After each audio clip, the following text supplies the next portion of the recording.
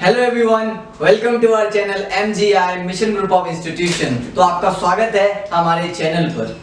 तो ये वीडियो उन सभी स्टूडेंट्स के लिए है जो गवर्नमेंट कॉम्पिटिटिव एग्जाम की प्रिपरेशन कर रहे हैं। एसएससी सीजीएल हो, सीएचएसएल हो, सीपीओ हो, बैंकिंग हो और कोई सा भी कॉम्पिटिटिव एग्जाम हो, इंग्लिश लैंग्वेज के पोर्शन में एंटोनिम्स, सिनोनिम्स और वोकैबुलरीज का बहुत इंपॉर्टेंट रोल रहता है। तो आज हम इस वीडियो में मोस्ट इंपॉर्टेंट वोकैबुलरीज को पढ़ेंगे, उनकी डेरिवेशन करेंगे कि वो वर्ड एक्चुअली आते कहां से हैं और बिलोंग कहां से करते हैं, और एक एक वर्ड का पार्ट्स ऑफ स्पीच भी हम आइडेंटिफाई करेंगे। तो चलिए मेरे साथ आ जाइए, इस वीडियो में खो जाते हैं। और पहला वर्ड हमारा आपकी स्क्रीन पर आता है। क्या है वो पहला वर्ड? आपके सामने है वो पहला वर्ड जो कहता है अपने आप में एंटीथेसिस। प्रोनाउंसिएशन बच्चों क्या है इस वर्ड की? एंटीथेसिस, जैसा मैंने बताया। और ये अपने आप में बच्चों नाउन है। क्या है? अगर मैं इसकी बात करूं as a parts of speech मेरे बच्चे, तो ये अपने आप में क्या है? एक नाउन है। और ये बना कैसे है वो मैं आपको बताता हूं। ये बना है एंटी प्लस थेसिस। क्या बोला मैंने? ये बना है एंटी प्लस थेसिस। ये वर्ड दो वर्ड को मिलाकर बनाया गया है, जैसा मैंने आपके सामने इसको थोड़ा इलैबोरेट किया। और बच्चों यहाँ पे एंटी का मतलब क्या है? Complete opposite. क्या बोला मैंने? यहाँ पे ये जो एंटी का मतलब मेरे बच्चे क्या है? कंप्लीट अपोजिट, किसी भी चीज का कंप्लीट अपोजिट। एग्जांपल के तौर पे अगर मैं आपसे बात करूं तो ये जो कोरोना वायरस चल रहा है, इसके लिए वैक्सीन बनाने की तैयारी हो रही है। तो वैक्सीन को क्या मैं एंटीडोट बोल सकता हूं? अगर आपकी इजाजत हो तो मैं एंटीडोट बोल सकता हूं, क्योंकि एंटीडोट क्या होता है? एक लिक्विड की फॉर्म में होता है और जिससे बीमारियां ठीक होती हैं। गर्मी का टाइम चल रहा है, Dettol is a antiseptic liquid. ऐसा क्यों बोला जाता है? डॉक्टरों से डिटॉल को क्यों बोलते हैं एंटीसेप्टिक? क्योंकि वो 99.9% जर्म्स को खत्म कर दिया जाता है, इसलिए वहां पे भी एंटीसेप्टिक आता है। एंटीडोट में भी एंटी है और एंटीथेसिस में भी एंटी है। तो इसका मतलब हमने निकाल लिया किसी भी चीज का कंप्लीट अपोजिट। और यहाँ पे थेसिस का मतलब क्या है मेरे बच्चे? यहाँ पे थेसिस का मतलब है कुछ चीजें, समथिंग। अब इसको पूरा जोड़ दें तो बच्चों अगर मैंने इन दोनों को जोड़ दिया तो मेरे सामने क्या आ गया? A complete opposite of something. क्या बोला मेरे बच्चे मैंने? A complete opposite of something. सही बात है कि नहीं? समझ आई आपको? पल्ले पड़ी ये बात। देखो एंटीथेसिस पूरे का मतलब तो बच्चे ये हो गया a complete opposite of something, किसी भी चीज का कंप्लीट अपोजिट। बात आई समझ में? ऐसे कुछ वर्ड्स हैं जिन्हें हम एंटोनिम्स बोलते हैं। बिल्कुल सही पकड़े आप। तो मैंने जब डेरिवेशन करी तो एंटी का मतलब बताया और थेसिस का मतलब बताया, और ये पार्ट्स ऑफ स्पीच में एज अ नाउन रिप्रेजेंट होता है, ये मैंने आपको बताया। और जब पूरा जोड़ दे तो उसका मीनिंग क्या? A complete opposite of something. अगर मैं यहाँ पे बच्चों एक एग्जाम्पल लिखूं आपके सामने, अगर मैं यहाँ पे एक एग्जाम्पल लिखूं तो देखना एग्जाम्पल क्या है कि गॉड इज दी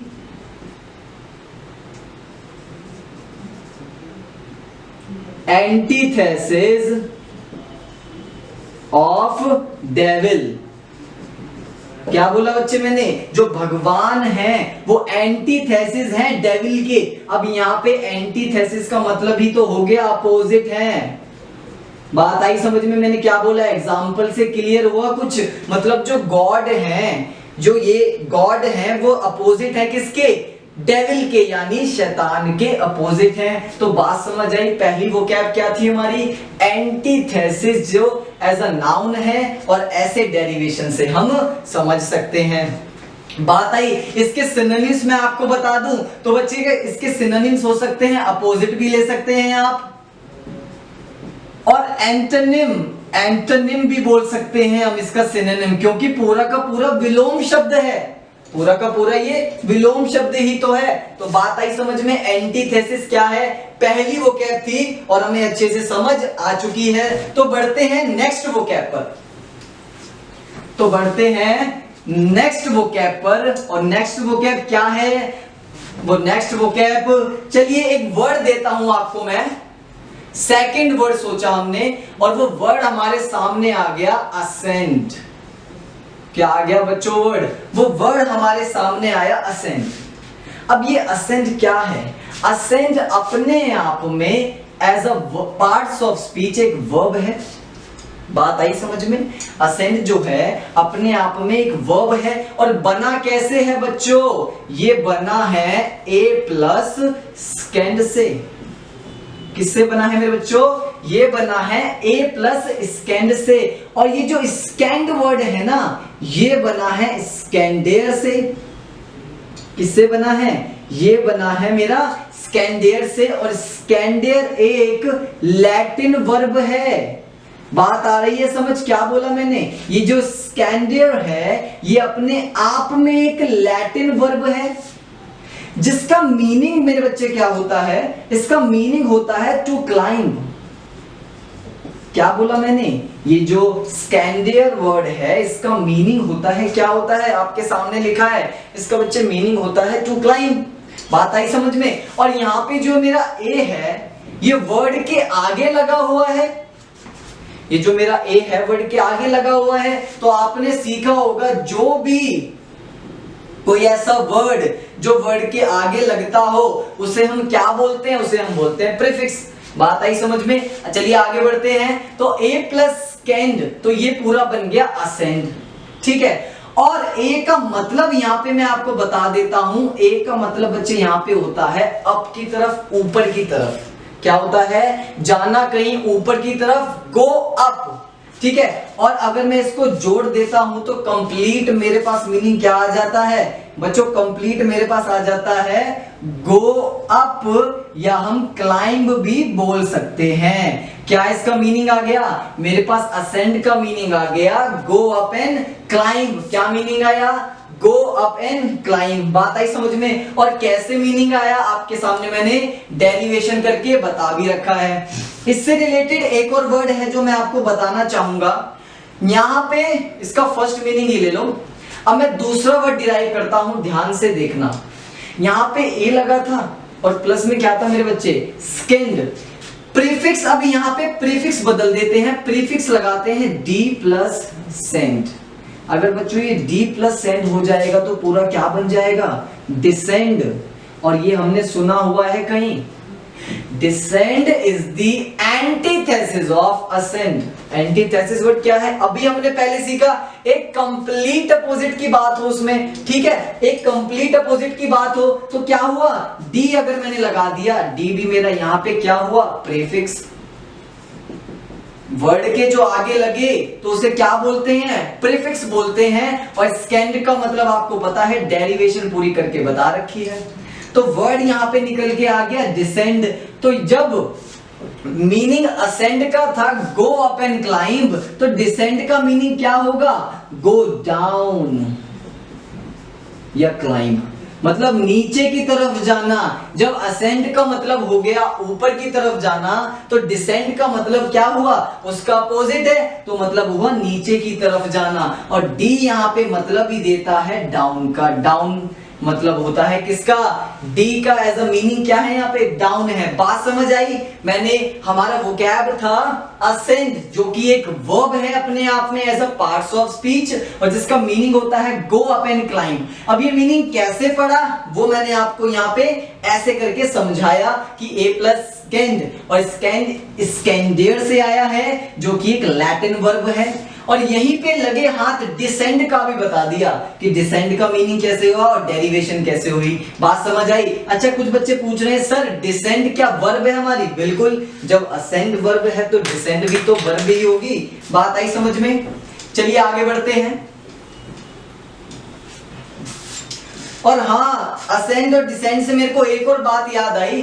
मैथमेटिक्स में आप नहीं करते असेंडिंग ऑर्डर डिसेंडिंग ऑर्डर, तो उसका मतलब होता क्या है? यही तो मतलब होता है असेंडिंग ऑर्डर, यानी 1 3 5 7 9 11 नंबरिंग में बढ़ते चले जाना, और डिसेंडिंग ऑर्डर डिक्रीज होते चले जाना। ठीक है। नेक्स्ट वर्ड हमारा क्या है? चलिए नेक्स्ट वर्ड लेते हैं हम यहाँ पे एक्सटोल। क्या लिया बच्चों हमने वर्ड, यहां पे हमने नेक्स्ट वर्ड ले लिया एक्सटोल, और एक्सटोल अपने आप में भी एक वर्ब है। क्या बोला बच्चे, यहाँ पे जो एक्सटोल है ये अपने पार्ट्स ऑफ स्पीच के अकॉर्डिंग एक वर्ब है। कैसे बना, करें डेरिवेशन, आप कहो तो करते हैं, ये लोग कर दी डेरिवेशन। कैसे बना, एक्स प्लस टोल, बात आई समझ में, क्या बोला मैंने। अच्छा, एक्स का मीनिंग यहाँ पे क्या है, ई और एक्स का मीनिंग क्या रिलेट कर रहा है वो मैं आपको बताता हूं। यहाँ पे एक्स का मीनिंग पड़ता है अप या आउट ऑफ। नॉर्मली आप इसका ये मीनिंग देखेंगे, क्या देखेंगे, अप और आउट ऑफ। आउट ऑफ का मतलब यहाँ पे क्या हुआ, किसी भी चीज के, like out of the world. Out of the world मतलब दुनिया से बहुत ही बाहर, ज्यादा आउट ऑफ द वर्ल्ड। और अप का मतलब यहाँ पे क्या हुआ, ऊपरी हिस्सा, ऊपर की तरफ जाना। इनका मीनिंग आपको अच्छे से तब समझ आएगा जब मैं टोल के बारे में बता दूंगा। आउट ऑफ कैसे रिलेट करना है ये टोल बताएगा, इसके आगे का वर्ड बताएगा, और अप कैसे रिलेट करना है इसके आगे का वर्ड बताएगा। तो ये जो टोल वर्ड है बच्चों, ये निकला है टोलेरो से। ये जो टोल वर्ड है ये निकला है, एक वर्ड है टोलेरो, और जिसका मीनिंग क्या होता है, प्रेज। जिसका बच्चे मीनिंग क्या होता है, प्रेज भी बोल सकते हैं आप और रेज भी बोल सकते हैं। बात आई समझ में, क्या बोला मैंने सिंपल सा बोला, ये जो टोल वर्ड है ये निकला टोलेरो से है। एक टोलेरो वर्ड है जिसका मीनिंग है फ्रेज या रेज। अब फ्रेज का मीनिंग क्या होता है, किसी को अप्रिशिएट करना, किसी को प्रोत्साहन करना। जैसे बोलते हैं ना कोई लोग, आई अप्रिशिएट योर डेडिकेशन, मैं तुम्हारी डेडिकेशन की दाद देता हूं क्योंकि तुम दिन में 10-10 घंटे पढ़ते हो। तो मजाक की तो बात है नहीं, किसी की तारीफ करना, ऐसे तो तारीफ मिलती नहीं है, तो क्या करना पड़ेगा, मेहनत करनी पड़ेगी उस चीज के लिए। बात आई समझ में। चलिए अब समझते हैं इसका टोटल मीनिंग, एक्स प्लस। तो यहाँ पे इसका मतलब हो गया to praise something in the field, मतलब किसी की तारीफ करना, किसी की इतनी तारीफ करना उसे आसमान की बुलंदियों तक छुआ देना। क्या बोला मैंने, किसी की तारीफ करना, प्रेस करना। एक्सटोल का मतलब यही तो बताया, एक्स का मतलब यहाँ पे हो गया अप, और प्रेस का मतलब क्या हुआ, अगर किसी की डेडिकेशन की बात करें, किसी की एप्रिसिएशन की बात करें तो उसको ऊपर ही ले जाएंगे, नीचे तो लाएंगे नहीं, बेइज्जती तो करेंगे नहीं उसकी, उसे एप्रिशिएट करेंगे। तो एग्जाम्पल के तौर पे यहाँ पे मैं आपके सामने एक एग्जाम्पल लिख रहा हूं, तो देखना, द बॉस, रैंडम एग्जाम्पल है, the boss is extolling her performance, her performance into the skies। क्या बोला मैंने, समझ आया होगा, कुछ बच्चों को तो समझ आ गया होगा कि जो बॉस है ना, उसके जो मालिक हैं, किसके मालिक, इनके मालिक। ये हर क्या दिखा रहा है, हर हमारा एक प्रोनाउन है, शी का प्रोनाउन है, बिल्कुल। The boss is extolling her performance, उसकी तारीफ कर रहे हैं, और इतनी तारीफ कर रहे हैं कि उसको लग रहा है कि मैं आसमान में उड़ रही हूं, आसमान के बादलों में घूम रही हूं, तो उसकी तारीफ करी जा रही है। बात आई समझ में। एक्सटोल का मतलब क्या होता है, एक्सटोल अपने आप में एक वर्ब है जो एक्स प्लस टोल से बना है। एक्स का मीनिंग यहाँ पे अप है, मैंने अप क्यों उठाया, क्योंकि यहाँ टोलेरो का मीनिंग फ्रेज आया, यानी एप्रिसिएशन आया। अगर यहाँ पे एक्स के बाद कोई और वर्ड होता, टोल ना होके कोई और वर्ड होता, तो शायद आउट ऑफ का रोल बन जाता। बात आया समझ में। तो यहाँ पे to praise something in field, किसी को प्रेज करना, किसी की तारीफ करना, जो एग्जाम्पल मैंने आपके सामने लिख दिया है। तो नेक्स्ट वोकैब अब पढ़ते हैं, क्या है हमारी नेक्स्ट वोकैब, ध्यान से समझना और इंटरेस्ट लेते चलना, क्योंकि vocabulary are the most important thing in the English language.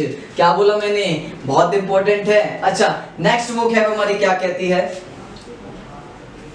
बच्चों, नेक्स्ट वोकैब है आपके लिए, कभी आपने सेल्फी ली है अपनी, क्या कह रहे हो सर, सेल्फी तो रोज ही लेते हैं और जब मन करता है तब लेते हैं, बिल्कुल। सेल्फी लिया आपने कभी, देखो अब सेल्फी लेने की बात आ गई है। एक वर्ड आया है ग्रेगेरियस, क्या बोला मैंने, एक वर्ड आया है ग्रेगेरियस, आपकी स्क्रीन पर आ गया होगा स्लाइड में। तो ग्रेगेरियस क्या होता है, ग्रेगेरियस अपने आप में एक एडजेक्टिव होता है मेरे बच्चे। क्या बोला मैंने? ये जो ग्रेगेरियस होता है अपने आप में एक एडजेक्टिव होता है। बना किससे है ये ग्रेगेरियस? ये बना है ग्रेक्स से। किससे बना है? ग्रेक्स से। और ग्रेक्स का मीनिंग है यहाँ पे हर्ड। सर एक के बाद एक खतरनाक वर्ड लिखते चले जा रहे हो, समझ कुछ आ नहीं रहा। अरे ध्यान तो दो मेरे प्यारे बच्चों, ध्यान तो दो। ग्रेगेरियस बना ग्रेक्स से।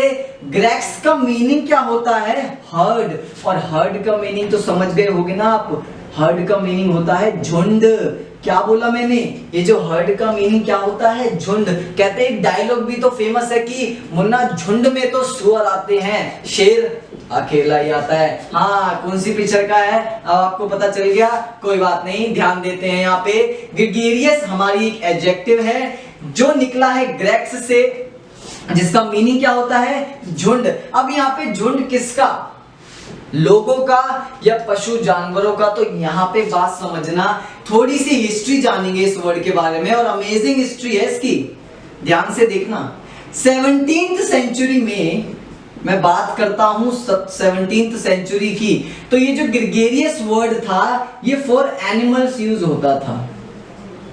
क्या बोला मैंने बच्चों? ये जो ग्रेगेरियस वर्ड था ना ये फॉर एनिमल यूज होता था। बात आई समझ में? फिर कुछ बदलाव हुए, बात आई 18th सेंचुरी तक।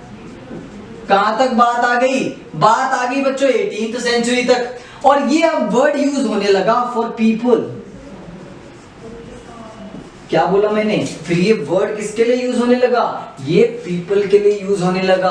अगर मैं आपको इसके सिनोनिम बताऊं, इसके सिनोनिम्स क्या हैं? इसके सिनोनिम्स हैं सोशिएबल और आउटगोइंग पर्सन। जी बिल्कुल, कोई ऐसा व्यक्ति जो सोशिएबल हो या आउटगोइंग पर्सन हो। कैसा हो? सोशिएबल भी हो और आउटगोइंग पर्सन भी हो। वो कौन से पर्सन होते हैं? कौन से लोग होते हैं वो? बच्चों वो लोग जो सेल्फी खिंचवाते हैं। जहां भी गए, मेट्रो स्टेशन, कहीं घूमने गए, इट्स सेल्फी टाइम, यस ले लो सेल्फी। तो वो लोग बहुत सोशिएबल होते हैं, एंगेज करते हैं पीपल को। मतलब उनका नेचर जो होता है वो घुलने मिलने का नेचर होता है। कौन सा नेचर होता है? घुलने मिलने का नेचर होता है, और वो आउटगोइंग पर्सन होते हैं। बात आई समझ में? अब देखना यहाँ पे एग्जांपल क्या लिया। Rahul is a gregarious boy. क्या बोला मैंने? सिंपल सा मैंने, देखो कोई मुश्किल सेंटेंस नहीं लिखा है, मैंने लिखा है Rahul is a gregarious boy.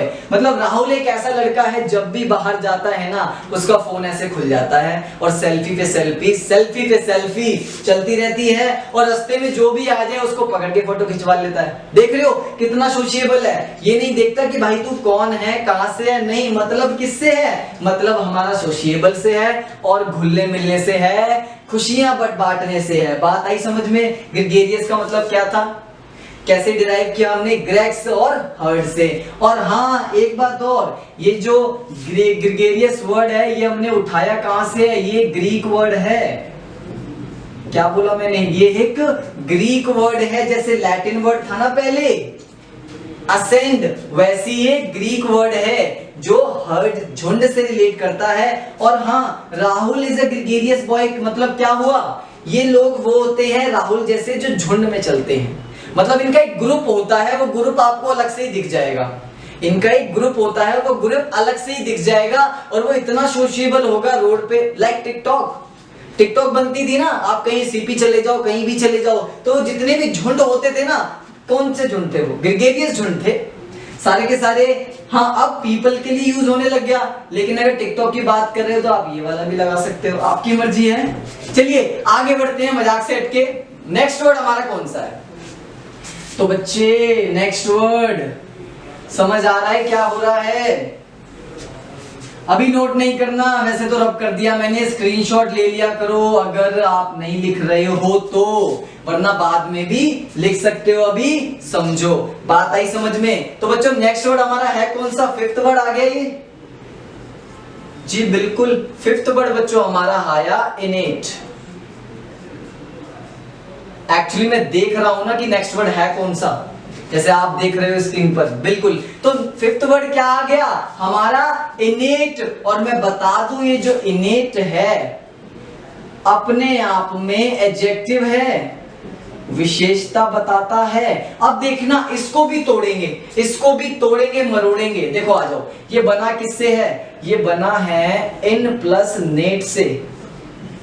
बच्चों किससे बना है? ये बना है इन प्लस नेट। जोड़ दे, यहाँ पे प्लस लगा दे क्योंकि जुड़ के ही तो ऊपर लगा है। बात आई समझ में? चलिए आगे बात करते हैं। क्या बोला? ये जो बना है ये बना है इन प्लस नेट से। चलिए आगे आइए। इनका मतलब क्या होता है बच्चे? आपको पता होगा, हमारी प्रीपोजिशन है। इनका मतलब होता है में, मतलब किसी चीज के अंदर। क्या? नेट का मतलब तो जान लो बच्चों। नेट का मतलब यहाँ पे हुआ God has given something to you, लेकिन मैं यहाँ पे लिखूंगा केवल गॉड हैज गिवन। ऐसी कोई चीज जो भगवान, जो बचपन से आप में है, आप जन्म भी नहीं लिया था लेकिन आप में वो टैलेंट था। क्या बोला मैंने? आपने जन्म भी नहीं लिया था और वो टैलेंट आप में था, और बहुत अच्छा टैलेंट था। कहते हैं ना कि यार ये तो बचपन से होशियार है, ये तो बचपन से ही खूबसूरत है। अब एक एग्जांपल मैं आपको क्या देता हूं, यहाँ पे ध्यान से देखना एग्जांपल। देखो क्या लिखा? Mukul has an innate personality of looking handsome। ओहो क्या बात हो गई, अब तो सुंदर वाली बात हो गई। ये जो मुकुल है ना, आप में से कोई मुकुल होगा भैया, तुम्हारी बात कर रहा हूं मैं। Mukul has an इनेट personality. इनेट मतलब जो इनबॉर्न है। एक और वर्ड निकल के आ गया, ये लो। क्या लिख सकते हैं इसका मतलब? इसका मतलब जो इनबॉर्न है चीजें, जन्म से ही हमारे पास है। बहुत से बच्चे ऐसे, बहुत से बच्चे होते हैं जिनमें जन्म से ही टैलेंट होता है। जन्म से ही टैलेंट होता है कहने का मतलब, जो लोग 40 साल में उस पोजीशन तक पहुंचते हैं, और जो ये इनेट बच्चे होते हैं, इनबॉर्न बच्चे होते हैं, 20 साल में वहां खड़े हो जाते हैं, क्योंकि टैलेंट बहुत सारा है। और टैलेंट जब बचपन से हो तो खोने का तो डर ही पैदा नहीं होता। तो मैंने क्या लिखा है? एग्जाम्पल तो पढ़ो, एग्जाम्पल पढ़ के थोड़ा सा समझो, थोड़ा सा मुझे समझाओ। Mukul has an इनेट personality of looking handsome. ये जो मुकुल है ना यार, बचपन से ही खूबसूरत है, तो बचपन से ही हैंडसम है। इसका 1 महीने इसका मुंह मत धो आप, लेकिन फिर भी इतना हैंडसम लगेगा, हमसे ज्यादा, आपसे ज्यादा। अपने बाल भी ढंग से नहीं बनाएगा ना, फिर भी हैंडसम लगेगा। तो कौन हुआ? इसमें इनेट पर्सनालिटी है, इसके अंदर वो बात है। तो क्या ही कर सकते हैं जब भगवान ने ही वो चीज दे रखी है। God has given something to him. तो इनेट का मतलब क्या होता है? जो चीजें आप पे इनबॉर्न होती हैं। बात आई समझ में? बना कैसे? इन प्लस नेट, और नेट का मतलब गॉड हैज गिवन, और इन का मतलब में, मतलब इनबॉर्न की बात आ गई।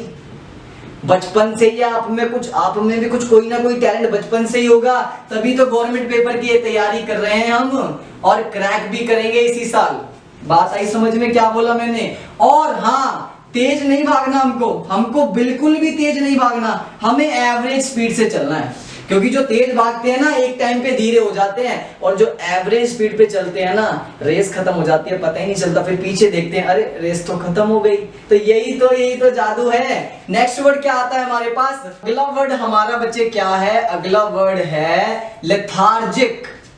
क्या है? लेथार्जिक। और लेथार्जिक बच्चे अपने आप में ही एक एडजेक्टिव है। क्या बोला मैंने? लेथार्जिक जो है ये अपने आप में ही क्या है? एक एडजेक्टिव है।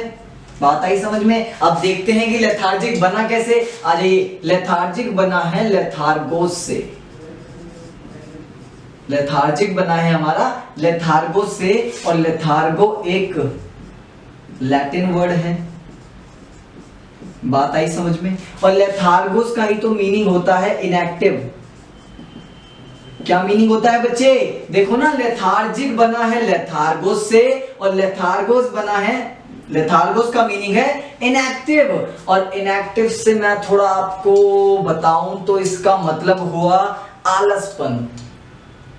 आलस बहुत है, काम पड़ा हुआ है, लेकिन वो व्यक्ति सो रहा है अभी तक। कुछ ऐसे बच्चे भी होते हैं कि रात को नहीं पढ़ते, यार सुबह कर लेंगे, आज नहीं, आज तो नींद आ रही है, सुबह पढ़ लेंगे। तो यार ये आपका क्या दिखाता है? ये आपकी लेथार्जिक दिखाती है। आप में क्या है? आप में आलसपन बहुत है। और जो ये तो एक वर्ड हो गया आलसपन के लिए, और जो व्यक्ति ये दिखाता है, मैं उसका मतलब भी आज बता देता हूं। उसको बोलते हैं शरकर। ये क्या लिखा मैंने, SHIRKER, इसे बोलते हैं शर्कर। मतलब हिंदी में बोलूं तो बुरा मत मानना, वैसे आप तो हो भी नहीं है, कामचोर। शर्कर कौन होते हैं, कामचोर। एक वर्ड सुना होगा, डोंट शर्क योर वर्क, अपने काम से मुंह मत मोड़ो, मतलब काम में ध्यान दो। ये जो कामचोर होते हैं ना, ये फिर कर जाते हैं काम अपना ढीला छोड़ जाते हैं और दिखाते क्या है, आलसपन दिखाते हैं, इनएक्टिवनेस दिखाते हैं। इसके मैं सिनोनिम्स आपको बता देता हूं। तो लेथार्जिक के सिनोनिम्स ये रहे। पहला सिनोनिम्स है स्लगिश, दूसरा है लिंग्विड और तीसरा है वेरी लेजी। यहां पे बात समझ आ गई होगी वेरी लेजी पर, ठीक है। तो ये इसके सिनोनिम्स हैं, कोई भी आ जाए तो मतलब तो लेथार्जिक ही होगा। बात आई समझ में। बना कैसे, लेथार्गोस से, एक लैटिन वर्ड है जिसका मतलब इनएक्टिव होता है। बात आती है एग्जाम्पल की,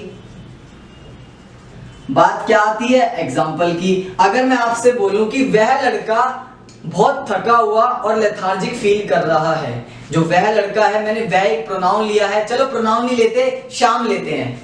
श्याम बहुत थका हुआ और लेथार्जिक फील कर रहा है, तो क्या लिखेंगे, Shyam is feeling lethargic and tired. थका हुआ भी तो फील कर रहा है, तो थके हुए की इंग्लिश होती है, थकने की इंग्लिश क्या होती है, टायर्ड। तो श्याम मेरा सब्जेक्ट है, इज मेरी हेल्पिंग वर्ब है, फीलिंग के साथ मैंने हेल्प वर्ब के साथ थोड़ा खेला है, आईएनजी लगाया है, और लेथार्जिक एडजेक्टिव है। किसके बारे में बता रहा है, किसके बारे में बता रहा है, श्याम के बारे में। आई एम फीलिंग लेजी, तो मैं लेजी कौन है, मैं हूं। तो ये जो करता है ना एडजेक्टिव, एडजेक्टिव नाउन को निचोड़ देता है। एडजेक्टिव क्या करता है, नाउन को ऐसे क्लैरिफाई करता है बहुत अच्छे से, और हमें उसका मीनिंग भी समझ आ जाता है। बात आई समझ में। लेथार्जिक क्या है, एक एडजेक्टिव है, लैटिन वर्ड लेथार्गोस से निकला है, इनएक्टिव, और जिसका मतलब आपके सामने है। सिनोनिम्स याद कर सकते हो, स्लगिश, लिंग्विड, वेरी लेजी। देख रहे हो, वोकैबुलरी के साथ साथ सिनोनिम्स भी बता रहा हूं आपको, क्योंकि बच्चे बहुत ज्यादा इंपॉर्टेंट है, बहुत ज्यादा इंपॉर्टेंट। मैं क्या ही बताऊं, इतने इंपॉर्टेंट है। अगर आप रोज 10 भी करते हो तो कोई बड़ी बात नहीं है, लेकिन जब एक टाइम पे आप पे एम्पल अमाउंट हो जाएगा इन चीजों का, तो आपकी इंग्लिश लैंग्वेज में बहुत ज्यादा बदलाव आ जाएगा। ठीक है, नेक्स्ट वर्ड हम लेते हैं बच्चे। नेक्स्ट वर्ड आपके सामने आ गया मेलनकॉली। क्या आ गया, मेलनकॉली। क्या वर्ड है मेरे सामने, मेलनकॉली। अब वाटरमेलन, वहां से मेलन, ऐसा नहीं है, ऐसा मत सोचो, आप गलत सोच रहे हो। आ जाओ मैं बताता हूं। मेलनकॉली एक अपने आप में नाउन है बच्चे। क्या है, नाउन। पार्ट्स ऑफ स्पीच की बात करूं तो, ठीक है। अब बात करते हैं डेरिवेशन की, कि ये वर्ड बना कैसे है। तो बच्चे ये वर्ड बना है आपका मेलन प्लस कॉली, मेलन प्लस कॉली। बात आई समझ में, क्या बोला मैंने। चलिए आ जाइए, मेलन का मतलब यहां पे क्या है, दो वर्ड हैं, डार्क और ब्लैक। क्या बोला मैंने, मेलन का बच्चों यहाँ पे मतलब हुआ डार्क और ब्लैक। अब एक स्टोरी रिलेट करना इस चीज से, ध्यान से समझना कि आजकल क्या होता है, जब किसी का दिल टूट जाता है ना, तो काफी दुखी हो जाता है दिल से, और अपने आप को ना डिप्रेशन में रखता है, डार्क में रखता है, एक ब्लैक जोन में रखता है। नींद नहीं आती, भूख नहीं लगती, और लाइट बंद करके बस ऐसे पड़े रहते हैं, आंखें खुली रहती हैं। तो अपने आप को कहां रखते हैं वो, डार्क में, ब्लैक में। बात आई समझ, मतलब इतने ज्यादा उदास हैं, किसी काम में मन नहीं लग रहा। ठीक है, बात आई समझ में। मेलन का मतलब क्या हुआ, डार्क और ब्लैक। कॉली का मतलब यहाँ पे क्या हुआ, कोई पर्सन के साथ ऐसा हो रहा हो, कोई पर्सन हो, कोई मतलब सब्जेक्ट हो यहाँ पर, और जिसके साथ ऐसा फील हो रहा। होते हैं ना आजकल के ये जो होते हैं, मैं नाम लेता हूं सीधा। अच्छा, ये जो कहते हैं कि भाई साहब ये हो गया आज मेरे साथ ना दिल टूट गया, आज मेरा धोखा दे दिया किसी ने मेरे को। तो ना धोखा दे दिया तो भैया आपको थोड़ा सा तो बुरा लगेगा ही, और वो थोड़े से बुरे में ना आप डार्क में चले जाते हो, डार्क जोन में चले जाते हो, एक तरह के ब्लैक जोन में चले जाते हो। ठीक है, एग्जाम्पल के तौर पे मैं आपको बताता हूं, दो दोस्त हैं, दो दोस्त में क्या हुआ, एक दोस्त ने एक दोस्त को, बच्चों क्या बोला, ध्यान से सुनना, बड़ी इंटरेस्टिंग स्टोरी है। एक दोस्त दूसरे दोस्त को बोलता है कि यार अब मैं उसको भूल चुका हूं, अब मैं उसके बारे में कभी नहीं सोचूंगा, क्योंकि उसके दिमाग में चल रहा है वो चीज। जो जिसने धोखा दिया है, मेरी बात पकड़ रहे हैं आप, उसके दिमाग में वो चीज चल रही है, फिर उसका दोस्त बोलता है शाबाश ये ले पानी पी, तो उसका दोस्त कहता है कि यार वो भी पानी पीती थी। तो यह मतलब वो जो बंदा है, जो उसका दोस्त है, उस चीज को भूल नहीं पा रहा है, जो उसके साथ इंसिडेंट हुआ है वो उस चीज को भूल नहीं पा रहा है जिसने इंसिडेंट किया है, और वो उसी चक्कर में सोचता रहता है और डिप्रेशन में ऐसे चले जाते हैं, और डिप्रेशन का रिजल्ट आपको पता ही है। तो बच्चे ऐसे नहीं करते, जिंदगी एक ही है, उसे अच्छे से खुशी से और मेहनत करके जीना है, किसी के लिए नहीं जीना, अपने लिए जीना है। बात आई समझ में? चलिए आगे बढ़ते हैं। मेलन का मतलब मैंने आपको बताया, खोली का मतलब, तो अगर मैं पूरा मीनिंग की बात करूं तो कोई ऐसा व्यक्ति, कोई ऐसा पर्सन जो उदास ज्यादा रहता हो। क्या बोला? जो उदास ज्यादा रहता हो। तो सेंटेंस यहां पे क्या बनेगा? सेंटेंस बनेगा कि हर melancholy nature disappoint us। क्या बोला हमने यहाँ पे? मैंने बच्चों छोटा सा सेंटेंस लिखा है। हर कौन है? हर यहाँ पे एक शी की बात हो रही है, उसका प्रोनाउन मैंने यहाँ पे बच्चे यूज किया है, शी का प्रोनाउन हर। उसका नेचर कैसा? मेलनकॉली नेचर, मतलब वो इतनी उदास रहती है, इतनी कंफ्यूज रहती है, इतनी चुप रहती है कि हमें ना यार बड़ा ही दुख होता है। हमें बड़ा ही दुख होता है, हमें डिसअपॉइंट बहुत करता है कि यार हम इसके लिए क्या करें कि ये दोबारा से लाइफ को रीजनरेट कर सके, लाइफ को दोबारा से जी सके। तो बच्चों मेलनकोली बहुत ही सैड सा वर्ड था, माहौल भी थोड़ा सा सैड हो गया? बिल्कुल भी नहीं। हमने सीखा मेलनकोली का मतलब क्या होता है। आपके कितने सारे दोस्त होंगे जो आशिकी में पड़े रहते हैं, वो मेलनकोली में ही पड़े रहते हैं, उन्हें कुछ करना धरना नहीं है, लेकिन आपको करना है। तो बात ध्यान से समझे, एक एक वोकैबुलरी को पढ़ते चले। बात आई समझ में? मेलनकोली समझ आया? अच्छा बच्चे नेक्स्ट वर्ड हमारा क्या है? और शायद ये 8th वर्ड है, काउंटिंग देखना, 8th वर्ड है, और ये हमारा 8th वर्ड कहता है हमसे क्या? रिप्रूव। क्या कहता है? रिप्रूव। रिप्रूव अपने आप में क्या है? रिप्रूव अपने आप में एक वर्ब है, वर्ब है अपने आप में। और ये बना कैसे है बच्चे? मैं आपको बता देता हूं। ये बना है री प्लस प्रूफ से। री का मतलब क्या है और प्रूफ का मतलब क्या है मुझे बताने की जरूरत है थोड़ी सी। री का मतलब, आपने बहुत से बच्चे ऐसे वर्ड देखे होंगे जिसमें री का इस्तेमाल होता है। मैं एग्जांपल के तौर पे बताता हूं ना, यहाँ पे देखो, रिवीजन। रिवीजन मतलब जो एग्जाम के समय होती है कि नहीं? एक वर्ड होता है रिपीट, मतलब किसी चीज को दोबारा करना, और रिवीजन का मतलब भी जो तुमने पढ़ रखा है उसको दोबारा करना। देखो ना, रिवीजन, विजन का मतलब देखना, तो रिवीजन दोबारा से देखना। तो यहां पे आया रीप्रूफ। यहां पे बच्चे प्रूफ का मतलब यहां पे क्या आया है मैं बताता हूं। निंदा करना। निंदा करना मतलब थोड़ी सी बेइज्जती कर देना। क्या मतलब हुआ प्रूफ का? यहाँ पे प्रूफ का मतलब ये है कि थोड़ी सी बेइज्जती कर देना, थोड़ी सी निंदा कर देना। और यहाँ पे रीप्रूफ का क्या मीनिंग हो गया? मतलब उसके लिए उस चीज को दोबारा से दर्शाना। एग्जाम्पल के तौर पे मैं आपको समझाता हूं। एग्जाम्पल देखना यहाँ पे क्या है, रैंडम लेते हैं। मिस्टर कुकरेजा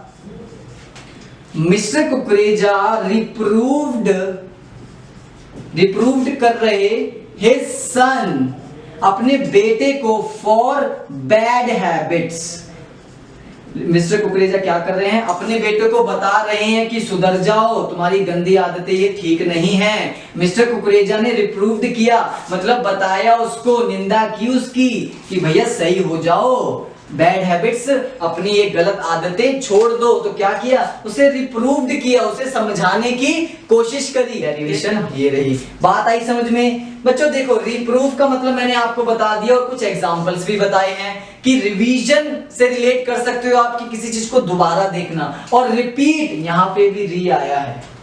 क्या आया है? यहां पे भी री आया है, किसी चीज को दोबारा करना, रिपीट करना। ठीक है, ये वर्ड हो गया।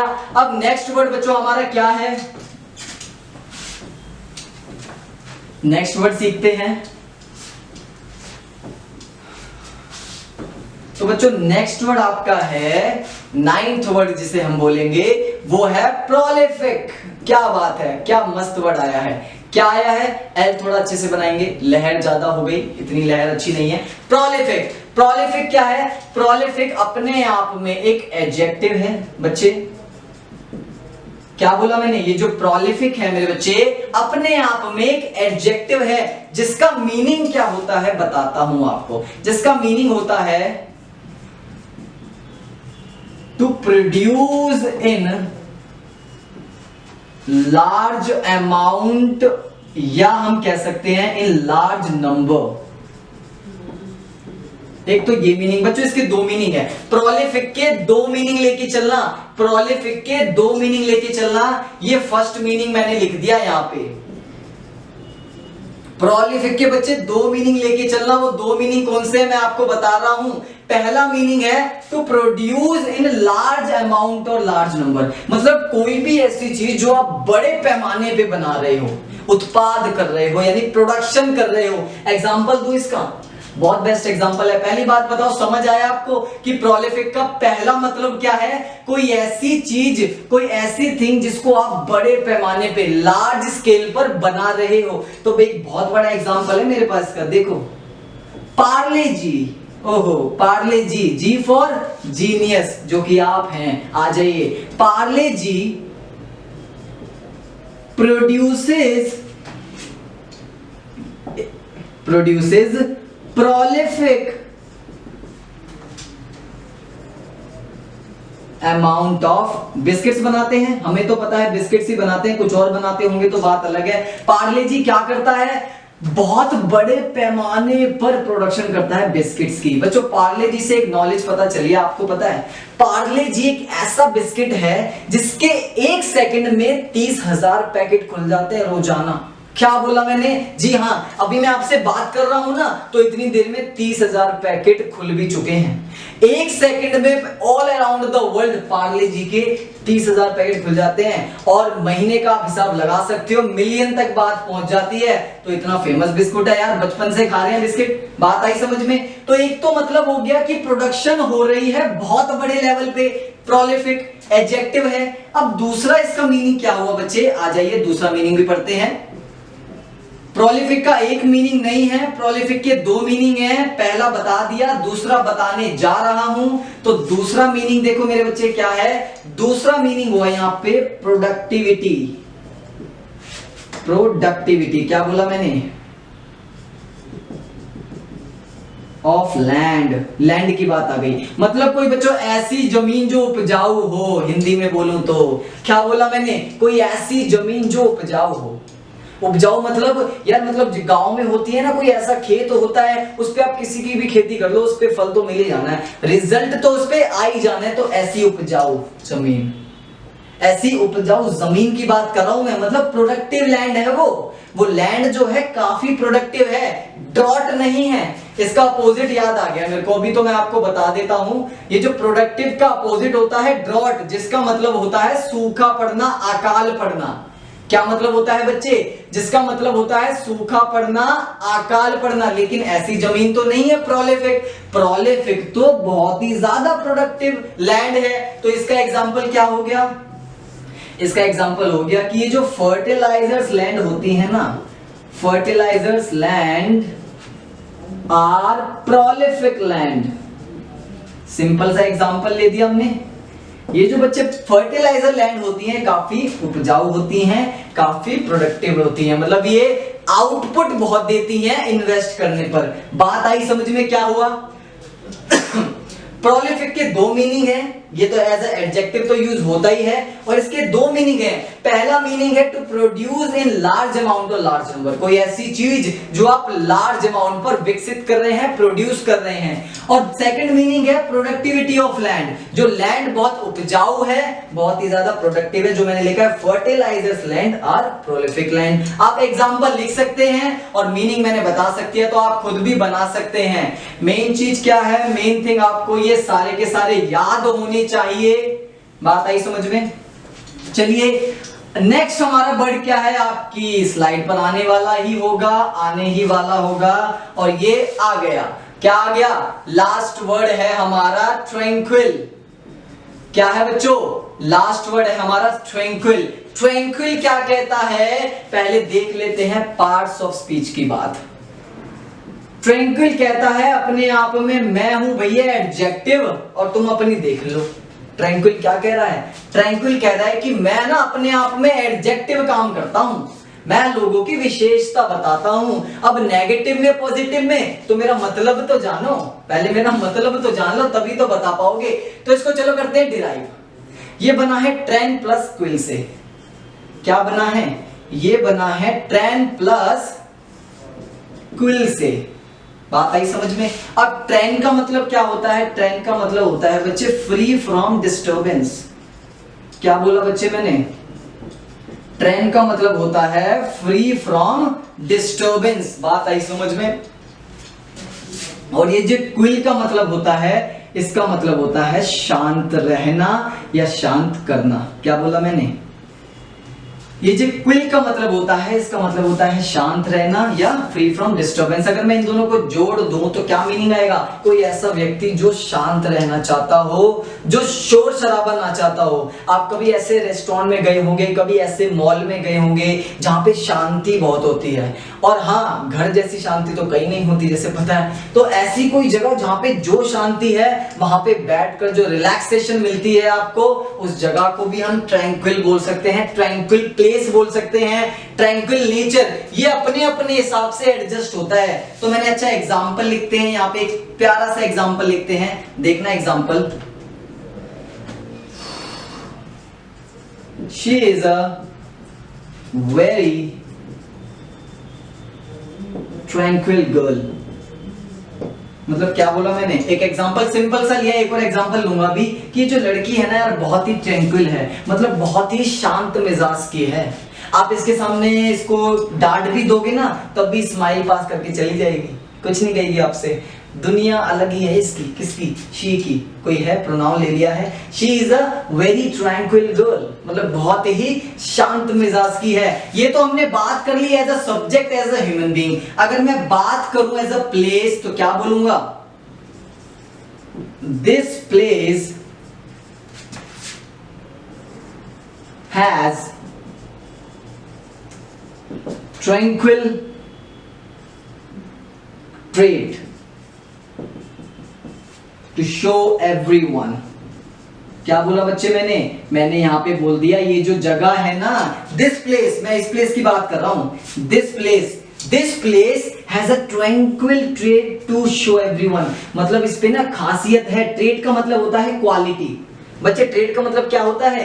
क्वालिटी। ऐसी खासियत है शांत मिजाज की, फ्री फ्रॉम डिस्टर्बेंस। देखो यहाँ पे डिस्टर्बेंस नहीं है, तभी तो मैं आपको पढ़ा पा रहा हूं बहुत अच्छे से, बहुत ही शांति के साथ। तो ये जो प्लेस है ना, बहुत ही शांति है यहाँ पर, ट्रैंक्विल प्लेस है, जो मैं सबको दिखा सकता हूं टू शो एवरीवन। बच्चों ये था हमारा ट्रैंक्विल, जो एक एडजेक्टिव काम करता है। बना कैसे है? डेरिवेशन आपके सामने है, एग्जाम्पल मैंने आपके सामने दे ही दिया है। तो बच्चे जी अब